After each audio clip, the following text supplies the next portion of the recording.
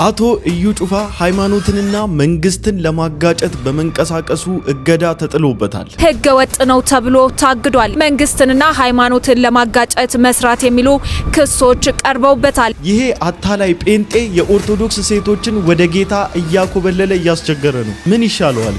ኦርቶዶክሳን ሴት እንዴት እንደሚያሳምናት ተመልከቱ። ደም ካልበሰሰ ሰሬት የለም ይላል። ዞሮ ዞሮ አንድ ነገር መሞት አለበት። አመሰግናለሁ። እግዚአብሔር ጠንቋይ አይደለም። እንደዚህ ልካቸውን ነገራቸው። የጌታ ሰው እንደ ጠንቋይ ቤት ነቢ ቤት የምትሮጥ ሰው ኮንክ እነግርሃለሁ። ሁሌም ታለቅሳለህ፣ ሁሌም መልእክት አለ፣ ግን አይፈጸምም። ለምን? አንተ እንደ ጠንቋይ ጌታን ስለምታይ። ስላንቺ ግን እግዚአብሔር ይመስገን በኢየሱስ ስም። በቃ ግራ ገብቶኝ ምናምን የራሴን ሰዎች ጓደኞቼ ምናምን ሳማክር አንቺ እባክሽ ይሄንን እንዴት እንደምትወጭበት ታውቂያለሽ ምናምን ይላሉ።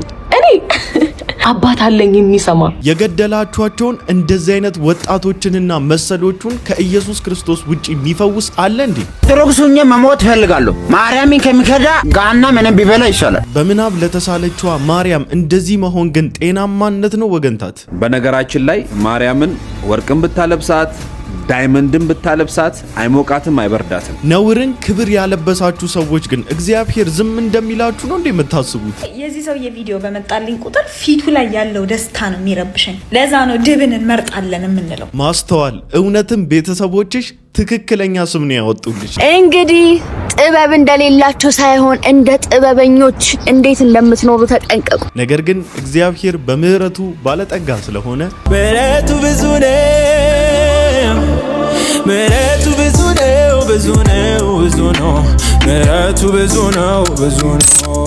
ሰላም ሰላም፣ እንዴት ናችሁ? እኔ ወንድማችሁ ጂቤሪያው ነኝ። ዛሬ እንግዲህ እንደተለመደው በቆንጆ ቆንጆ ቪዲዮዎችና በአዝናኝ በአስተማሪ ቪዲዮዎች ሰዓትና ጊዜን ጠብቄ ከች ብዬላችኋለሁ። ሁላችሁም እንደተለመደው ቪዲዮን ከመጀመራችሁ በፊት ላይክ እያደረጋችሁ ቪዲዮን ጀምሩ።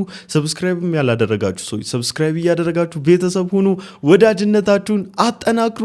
የ25000 ሰብስክራይበር ቻሌንጃችን እንደተጀመረ በትላንትናው ዕለት አናውንስ አድርገናል። ብዙዎቻችሁ ሰብስክራይብ እያደረጋችሁ ነው። በጣም እያስደሰታችሁኝ ነው። ላላችሁ ትብብርና ለምታሳዩኝ ፍቅር ከልብ አመሰግናለሁ። እኔ ወንድማችሁ ደግሞ ከዚህ በበለጠ ስራዎች እየተገለጥኩ ነው። እዚህ ጋር እንደምታዩት እንግዲህ ቤሪያ ፖድካስት ብዬ ከች ብዬላችኋለሁ። ቤሪያ ፖድካስት እያላችሁ ዩቲዩብ ላይ ሰርች እያደረጋችሁ ሰብስክራይብ እያደረጋችሁኝ ቆንጆ ቆንጆ ፖድካስቶችን ወደ እናንተ እንዳቀርብ ኢንካሬጅ እንድታደርጉኝ ስል እጠይቃችኋለሁ። ቀጥታ ወደ ቪዲዮአችን። ወገንታት ምንድነው እየተፈጠረ ያለው? ሰበር መረጃ ተሰምቷል። በነብይ እዩ ጩፋ ላይ እርምጃ ሊወሰድ ነው። ነብይ እዩ ጩፋ በዲላ ስቴዲየም አዘጋጃለሁ ያለው ኮንፈረንስ ህገ ወጥ ነው ተብሎ ታግዷል። የደቡብ ኢትዮጵያ ወንጌል አማኞች ካውንስል ለጸጥታ አካላት አስፈላጊው እርምጃ ይወሰድ የሚል ደብዳቤ መምራቱም ተሰምቷል። በእዩ ጩፋ ላይ ያለ ፍቃድ በጉልበት ለመግባት መሞከርና መንግስትንና ሃይማኖትን ለማጋጨት መስራት የሚሉ ክሶች ቀርበውበታል። የወንጌል አማኞች ማህበረሰቡ ግለሰቡና ተግባሩ እኛን አይወክለንም በማለት ድምጻቸውን እያሰሙ ይገኛሉ። እቺ ነገር ገረም ገረም ዱቢን ይላል ኦሮሞ አንዳንድ ነገሮች ጥያቄ ሲፈጥሩበትና እኔ ፈላጭ ቆራጩም ያው ካውንስሉ ስለሆነ በእንደዚህ አይነት ጉዳዮች ላይ ሐሳብ መስጠት ራሱ በጣም ነው የሚሸክከኝ። በጣም ነው መናገር የሚያስጠላኝ እንደዚህ አይነት ጉዳዮች ላይ። ያው በውስጥ መስመር ምን ታስባለህ ስለዚህ እገዳ ምናምን እያላችሁ አንዳንድ ወንድሞቼና እህቶቼ ስለላካችሁልኝ በዚህ ቪዲዮ ዙሪያ ጥቂት ነገር ልበል ብዬ ነው እንጂ በዛ ውስጥ ያለው ፖለቲክስ ብዙም አልተረዳሁትም፣ አይገባኝም፣ እንዲገባኝም አልፈልግም ቱ ቢ ሆነስት። ምክንያቱም ላይሰንስ የሚሰጠውም አካል ራሱ ነው የሚያግደውም አካል ራሱ ስለሆነ በእንደዚህ አይነት ኢሹዎች ላይ ኢንቮልቭ ማድረግ አልፈልግም። በአጠቃላይ ግን እዩ ጩፋ ብቻ አይደለም ጆይ ጭሮ የተባለውም አንድ ሐሰተኛ ወንበዴ አንድ ህዝቡን በመበዝበዝ ህይወቱን በአዲስ አበባ ያው በመሃል አዲስ አበባ እየመራ ያለን አንድ ሰው እንዳገዱ ሰምቻለሁኝና አይ ይመቻችሁ ደስ ይላል። ምን እላለሁ? ቢገቡም በከተማ ውስጥ ቢገቡም ዘረፋ ነው የሚያካሂዱት በስመ ክርስቶስ በስመ ወንጌል ብዝበዛ ስለሆነ ህዝቡ ደግሞ ይሄን ነገር ለመንቃት ትንሽ ጊዜ ስለወሰደበት ለህዝቡ ነው አሁን ትልቅ ኬር የማደርገው ለምእመናኑ ነው። በጌታ ለተወደደው ህዝብ በደሙ ለተዋደው ህዝብ ነው ኬር የማደርገው እንጂ እዩ ጩፋ ታገደ አልታገደ ነን ኦፍ ማይ ቢዝነስ። በነገራችን ላይ አንድ ህይወቱን ለመምራት የእግዚአብሔርን ስም እየነገደ ካለው ሰው ጋራ ምንም ግብግብ ውስጥ አልገባም። አፍተሮል እገዳ መደረጉ በጣም ደስ ብሎኛል። ከዚህም በኋላ ደግሞ እንደዚህ አይነት እገዳዎች በብዙ ወንበዴዎች ላይ እንደሚቀጥልና በብዙ ሐሰተኞች ላይ በብዙ በስመ ክርስቶስ በሚነግዱት ላይ እንደሚቀጥል ተስፋ አደርጋለሁኝ። ይህ በውስጥ የሆነ አለመግባባት ግን ከሆነ ጉዳያችሁ ነው። ራሳችሁ ጨርሱት፣ እዛው ፍቱት። ችግራችሁን በጓዳ ተነጋገሩና ፍቱት። እንደ ጠንቋይ ቤት ነቢ ቤት የምትሮጥ ሰው ኮንክ እነግርሃለሁ። ሁሌም ታለቅሳለህ፣ ሁሌም መልእክት አለ፣ ግን አይፈጸም። ለምን? አንተ እንደ ጠንቋይ ጌታን ስለምታይ። የኛ ጌታ ጠንቋይ ሳይሆን የህይወት ጌታ ዘላለም አምላክ ነው። በእናትህ ይሄ የገባው ሰው ጮኸ አሜን በል።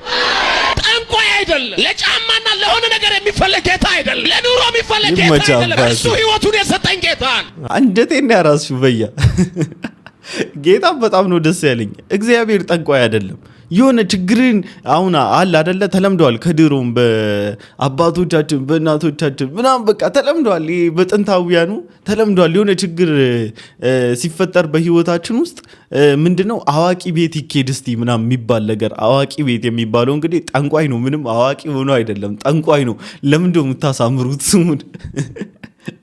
ጠንቋይ ነው። በቃ አጋንንታዊ አሰራር ነው የሚሰራው። ምንም ከሰማይ የተገለጠለትን መገለጥ አይደለም የሚያወራው። አጋንንት የሚገልጥለትን ነገር ነው የሚያወራችሁ። እና ጂኒ ነው። ምንም የምናሳምረው አዋቂ ብለን የምናሳምረው ምንም ስም የለም። እና ኃጢአታችን ከቀንበራችን የእውነት ከጨለማ ህይወት ውስጥ እኛን ከማውጣት በላይ እግዚአብሔር ችግር የሚፈታው ምን አለ? እስቲ በህይወታችን ምን አለ?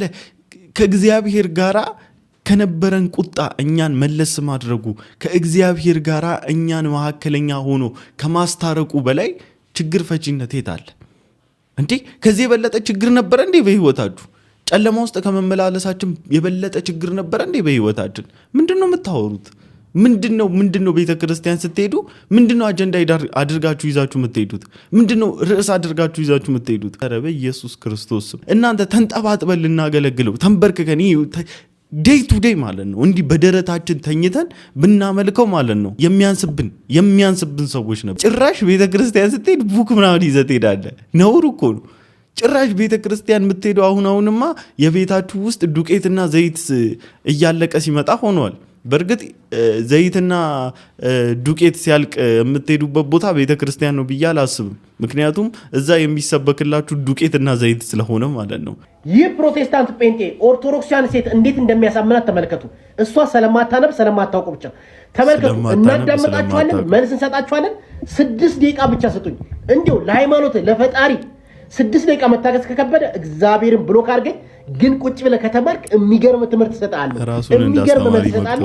ሁላችሁም አዳምጡ፣ ትመለስበታለህ።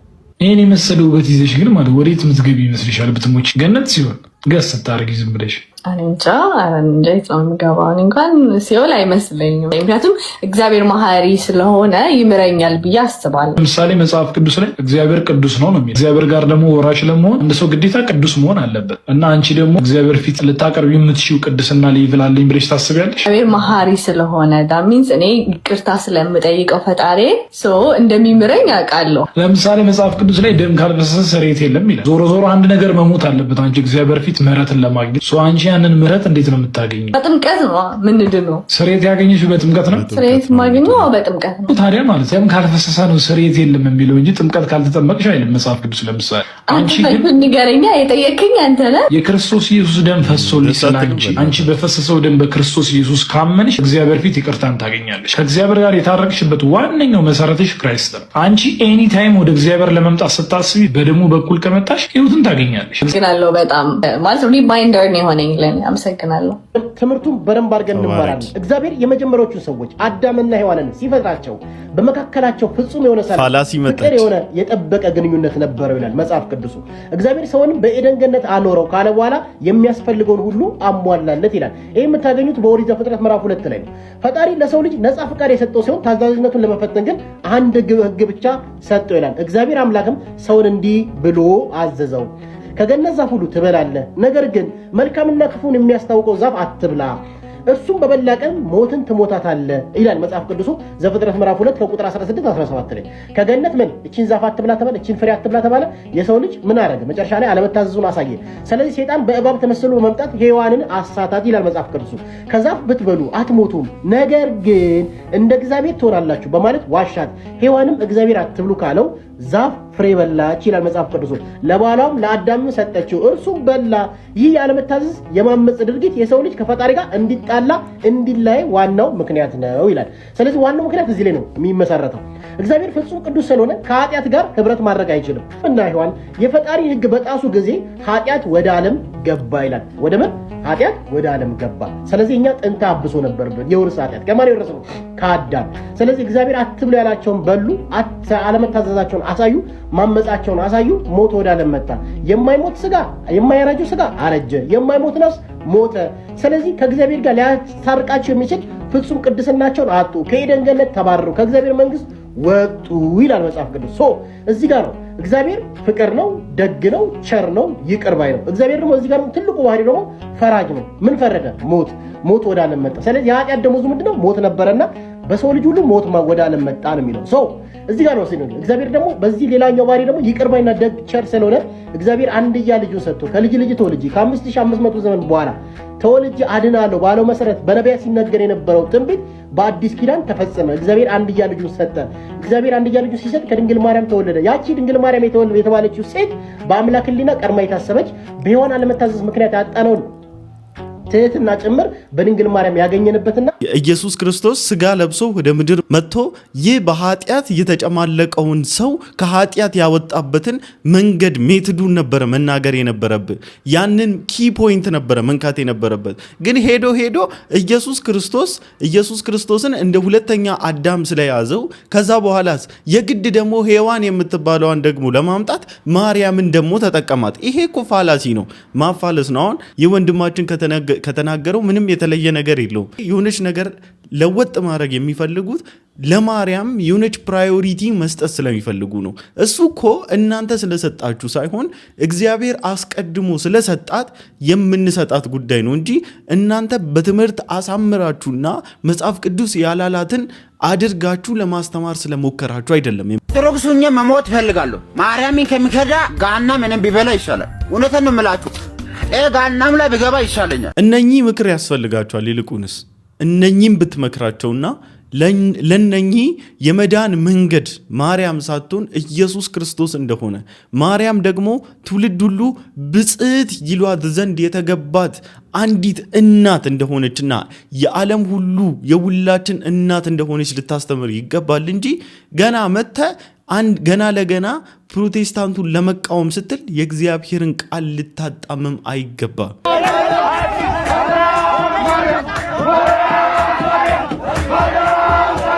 የምታየው እዚህ መሃላቸው የቆመው ወንድማቸው በጌታ የሆነ ወንድማቸው ነው። በእጁ ላይ ወንጌል ይዞ ኢየሱስ ክርስቶስን እየሰበከ ያለ ወንድም ነው። ከምን ተነስቶ ኢየሱስ ክርስቶስን እየሰበከላቸው ይመስላል? ይህ ግዑዝ የሆነ መልኳም ማንም የማያውቃት በአይን እንኳን አይታችኋት የማታውቋትን ኢማጂነሪ የሆነችዋን ገና በምናባችሁ የሳላችኋት ማርያም በእጃቸው ይዘው እንደ አምላክ እንደ አማላጅ አዘሴም ታይም ደግሞ እንደ ቤዛ አድርገው በአደባባይ ይዟት ሲወጡ አለመስበክ አይቻልም። ለነዚህ ያልተሰበከ ለማን እንዲሰበክ ነው የፈለከው ወንድማችን? መለስ በል እስቲ ወደ ጓዲያ። በነገራችን ላይ ማርያምን ወርቅን ብታለብሳት ዳይመንድን ብታለብሳት አይሞቃትም አይበርዳትም። እሷ ድል ከነሳችው አብያተ ክርስቲያናት ዘንድ ናት። ስጋዋ ደግሞ ትንሣኤ ሙታንን አላየም፣ በመቃብር ታትሞባት እዛው ናት ያለችው። ይህን ስል ደግሞ እኔ አይቼው አላውቅም። አንዴ ሌላ ይመጣል፣ አንዴ ሌላ ይመጣል፣ አንዴ ሌላ ይመጣል። እሺ የትኛው ነው ትክክል? ሰላም ለስልክ እንተሳላ በዱ ሉቃስ ጠቢብ ዘም ወንጌላውያን አሃዱ ይባላል። እሺ ሉቃስ ጠቢብ ከወንጌላውያን አንዱ የሆነው የሳላት ማርያም የትኛዋ ናት? እቺ ጠቆር ትላለች። መቼም እሱ ሉቃስ ጥቁር አድርጎ እንደማይስላት ይገባኛል። እሺ አንዷን አሳዩን፣ በስዕል ደረጃ አንዷን አሳዩን። ግን ቅዱሳን እያልን ብንስልላቸው፣ መላእክት እያልን ብንስልላቸው በመንፈሳዊ ህይወታችን ላይ ምንም አይነት ለውጥ ሊያመጡ አይችሉም። በእኛ ህይወት ለውጥ ሊያመጣ የሚችለው ደሙን ያፈሰሰልን ክርስቶስ ብቻ ነው። ከእርሱ ጋር እንድትገናኙ መልእክቴን አስተላልፋል። this is the way of manipulation ነው። በነገራችን ላይ ማኒፑሌት የሚያደርጉበትና ህዝቡን የሚያነወልሉበት ሜትዳቸው ነውና በመድረካቸው ላይ ቆሞ እንዲህ ብሎ ሲያስተምር ሰምቼ ነበር። ሌላ ኢየሱስ ሌላ ነው የሚለው። የኛ ኢየሱስ የኛ አምላክ የድንግል ማርያም ልጅ በእርሷ አቀፍ ላይ እኮ ነው ያለው። አይወርድም። ለምን ይወርዳል? ድራማ ሰርቶ ነው እንዴ? አይደለም። አሁንም በዚህ ሰዓት፣ በዚህች ደቂቃ፣ በዚህች ሰከንድ ድንግል ማርያም የኢየሱስ ክርስቶስ እናት ናት። ከእቅፏ አይወርድም ስቲል ናው ድረስ በእቅፏ ውስጥ ነው ያለው ብሎ ነው እንግዲህ ህዝቡን እያነወለሉ ያሉት። ከምን የተነሳ ነው ብላችሁ አሁን ይሄን ትምህርት ይዞ ሄዶ አሁን ሲነግሯቸው አለመቀበል አይችልም ይሄ ፒፕል ማለት ነው። ለምን በሉ ምክንያቱም ስዕሉ ላይ ሲያዩ ማርያም ኢየሱስ ክርስቶስ የሚባሉትን እንዲህ ተሸክማ በላያቸው ላይ የሆነ የሚበራ ነገር አለ፣ ከዛ የሱም ላይ አለ ምናምን ነገር ተመሳሳይ ናቸው። የሷ ኮፒ ፔስት ነው የሚመስለው ምናምን ከከለርም ምናምን አንድ ናቸው። ከዛስ ይሄን ስዕል እያየ ያደገ ጄኔሬሽን እንዴት ነው እንደዚህ አይነቱን ትምህርት አለመቀበል የሚችለው? እንዴት ነው እንደዚህ አይነቶቹን ታዲያ ኢየሱስ ክርስቶስ ሲሰበክላችሁ ደማችሁ የሚፈላው? የዚህ ሰውዬ ቪዲዮ በመጣልኝ ቁጥር ፊቱ ላይ ያለው ደስታ ነው የሚረብሸኝ። the way he's so proud and happy is crazy። ለዛ ነው ድብን እንመርጣለን የምንለው። ኤኒዌይስ ምንም አይነት ቦታ ሄዳችሁ ስትዝናኑ፣ ኮንሰርት ሊሆን ይችላል፣ ክለብ ሊሆን ይችላል፣ ካፌ ሊሆን ይችላል፣ ላውንጅ ሊሆን ይችላል፣ ባር ሊሆን ይችላል፣ ስፖርትስ ባር ሊሆን ይችላል፣ whatever it is ሄዳችሁ ስትዝናኑ ፊት ለፊታችሁ ያልተከፈተ ነገር እንዳትጠጡ እንዳስታወሳችሁ ይሄ ስቶሪ ተስፋ አደርጋለሁ። አክቹሊ መዝናኛ ቦታ ብቻ ሳይሆን መኖሪያ ቤትም የሰው ቤትም ጓደኛችሁ ቤትም ሄዳችሁ ፊት ለፊታችሁ ያልተከፈተ ነገር አትጠጡ። ከዛ በተረፈ ደግሞ መዝናኛ ቦታ ስፔሻሊ ኮንሰርት ላይ ምናምን ጋይስ እንደዚህ ያዙት እሺ። ብርጭቋችሁ እንደዚህ ይዛችሁ አትንቀሳቀሱ። እንደዚህ ይዛችሁ ምናምን አትንቀሳቀሱ። እንደዚህ ይዛችሁ ተንቀሳቀሱ። ምክንያቱም አንቺ መካሪ እንበልሽ ወይስ ገዳይ እንበልሽ ምንም እኮ ልዩነት የለውም። የዚህን ሰው ንግግር በጣም ዲስገስቲንግ፣ በጣም የሚያስጠላ፣ በጣም በቃ እኔ እንጃ በኢየሱስ ክርስቶስም እንደዚህ አይነት እኔ እንጃ። ከጊዜ ወደ ጊዜ ስለ አንዳንድ ወንዶች ስንሰማ ወንድነታችንን ሁላ እየጠላን የመጣንባቸው ወንዶች እንዳሉ ኦብቪየስሊ ሁላችንም እናውቃለን። እና ዝሙትንና ስካርን ሴቶችን መመረዝ ከዛ በኋላ እንደፈለጉ ደግሞ ወደ ሩም ይዞ ሄዱ መጫወትን ኦፊሻሊ በኮንፊደንስ የሚናገር ሰው ማለት ነው። በኮንፊደንስ ሚዲያ ላይ ቀርቦ ጀነን ብሎ እየሳቀ ምናምን የሚያወራ ሰው ይሄ እኮ ነውር ነው። ለነገሩ በነገራችን ላይ ወጣትነታችሁ ከባከነ እርጅናችሁ አያምርም። እሺ ልንገራችሁ፣ ወጣትነታችሁ ባክኖ ከሆነ እርጅናችሁ አያምርም። የእውነቴ ነው። ወጣትነታችሁ ላይ ተጠንቀቁ። ወጣትነታችሁን አሳምሩ። የዚህችም እህታችን ምክር ጤናማ አይደለም። አትጠጡ። ሲጀመር ለምን ትጠጣላችሁ? አምላካችሁ አይከብር፣ ነፍሳችሁም ደግሞ አትረካ። ነፍሳችሁም እረፍት አይኖራት፣ መረጋጋት አይኖራት። ስጋችሁም ይደክማል፣ ይዝላል፣ ይሰክራል፣ ብዙ ነገር ውስጥ ትገባለ። የግድ እኮ ድራግድ ማድረግ አይጠበቅም። መጠጥ ከጠጣ ስካር አለ። መጠጥ ከጠጣ ራስህን በጥቂቱም ቢሆን መሳት ነገር አለው። የግድ እኮ ማንም መጥቶ የሆነች እንቅልፍ መድኃኒት ነገር ወይ የሆነች መርዝን ነገር የግድ ያንተ እንትን ውስጥ መጣል አይጠበቅበትም፣ ማስገባት አይጠበቅበትም። እና አትጠጡ። ለምንስ ኮንሰርት ትሄዳላችሁ? ለምንስ ጭፈራ ቦታ ትሄዳላችሁ? ለምንስ ክለብ ትገባላችሁ? ለምንስ ማን ይክበር ብላችሁ? ከአምላካችሁ በላይ ፕራዮሪቲ የምትሰጡት አካል አለ ካለ ይመቻችሁ፣ ቀጥሉ፣ ጎሄድ። ግን ከአምላካችሁ በላይ ቦታ የምትሰጡት ከሌለ አምላካችሁ ይህንን አካሄዳችሁንና ይህንን ተግባራችሁን ይህንን ህይወታችሁን አይወደውም።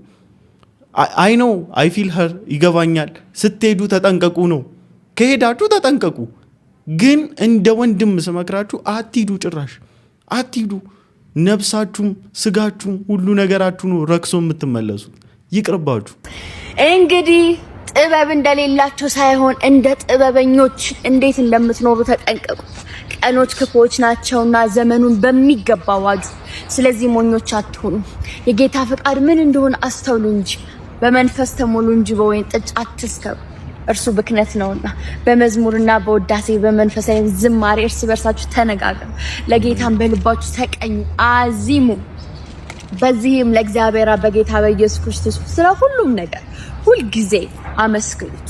ለክርስቶስ ባላችሁ ፍርሃታዊ አክብሮት አንዳችሁ ለአንዳችሁ ተገዙ። ኤፌሶን 5:15። እኔ ሁሌ በቃ ይሄ ኮንተንቷ ሲመጣ እንዴት ደስ እንደሚለኝ ማለት ነው። በቃ የእግዚአብሔርን ቃል ከላይ እስከታች ያዝ አድርጋ ትመጣለች፣ ቁም ነገር ጣል አድርጋ ትሄዳለች። እና በባለፈውም እንግዲህ በቲክታክ ክሬቲቭ አዋርድ ላይ ያደረገችው ነገር ባየኋት ቁጥር በቃ አምላኬ እንዴት እንደተከበረ አምላኬ እንዴት ማግኒፋይ እንደሆነ ልክ ሳስብ እግዚአብሔርን ስለዚህች እህቴ እባርካታለሁኝና ዘመኑ ከፍቷልና ዘመኑን ልትዋጁት ይገባል። የምትዋጁት ደግሞ በምንድን ነው? ሳውንድድ ማይንድ በመሆን ነው። ባለ አእምሮ ሆናችሁ ነው ዘመኑን የምትዋጁት። እሺ ለዛ ነው ወጣትነታችሁ ላይ ጥንቃቄ አድርጉ። ይህን ሰሞን በጣም በልቤ የተመላለሰ ያለውን ነገር ነው የምነግራችሁና እኔ ለህይወቴ ላይ የሆነ ነገር ሲያጋጥመኝ ወር የሆነ ነገር ውስጥ ስገባ በቃ የሆነ ችግር ህይወቴ ውስጥ ሲፈጠር በቃ ግራ ገብቶኝ ምናምን የራሴን ሰዎች ጓደኞቼ ምናምን ሳማክራቸው በቃ አንቺ እባክሽ ይሄንን እንዴት እንደምትወጭበት ታውቂያለሽ ምናምን ይላሉ። እኔ ማለት በእውነት ነው የምላችሁ ልክ የሆነ ነገር ህይወቴ ውስጥ ሲፈጠር በቃ ጉዴ ፈላ፣ ወይኔ ጉዴ ምን ሊውጠኝ ነው፣ ድንብርብሬ ነው የሚጠፋው፣ በቃ እንዴት ነው የምፈታው፣ እንዴት ነው የማደርገው የምል ግን በዛ ሁኔታ ውስጥ የት እንደምሄድ አውቃለሁ፣ ማን ጋር እንደምሄድ አውቃለሁ፣ ማንን እርዳኝ ብዬ እንደምጠይቅ አውቃለሁ፣ ማንን አሻግረኝ ግራ ገባኝ ጉዴ ነው ብዬ እንደምጠይቅ አውቃለሁ። አባት አለኝ የሚሰማ የሚያሻግር ጉልበት የሚሆን አቅም የሚሆን ተስፋ በቆረጥኩበት ነገር ላይ በቃ ይሄን አልወጣውም አልሻገረውም ብዬ ባልኩበት ነገር ላይ አቅምን እየሰጠ ኃይልን እየሰጠ የሚያሻግር አምላክ ጥበብን እየሰጠ ሞገስን ጸጋን እያበዛል በሬን ዘግቼ ያለቀስኩ ተኝቼ በቃ አቅም የለኝም ዛሬ መውጣት አልችልም ባልኩበት ቀን ላይ እያስነሳ በእውነት ነው የምላችሁ ጉልበት እየሆነኝ ዛሬዋ እስከ ዛሬዋ ቀን ድረስ ያደረሰኝ አምላኬ እግዚአብሔር ብቻ ነው። ስለዚህ የምትደገፉበትን እወቁ። ማንም በራሱ የቆመ ቢመስለው እንዳይወድቅ ይጠንቀቅ ነው የሚለው አይደል? ማለት ምንም ነው አቅም የሌለን እኛ በራሳችን። እኔ በበኩሌ ስለራሴ ሳወራ እኔ በራሴ ምንም ነው አቅም የሌለኝ፣ ግን ከኔ ጋር ያለው ሁሉን የሚችል አምላክ ነው። ውጌን የሚዋጋልኝ የሚያሻግረኝ ፕሮቫይድ የሚያደርገኝ የሚያኖረኝ በእውነት ነው የምላችሁና እግዚአብሔርን ተማምኖ ያፈረ የለም የወደቀ የለም የሚወድቅም የለም አይኖርምም ጭራሽ።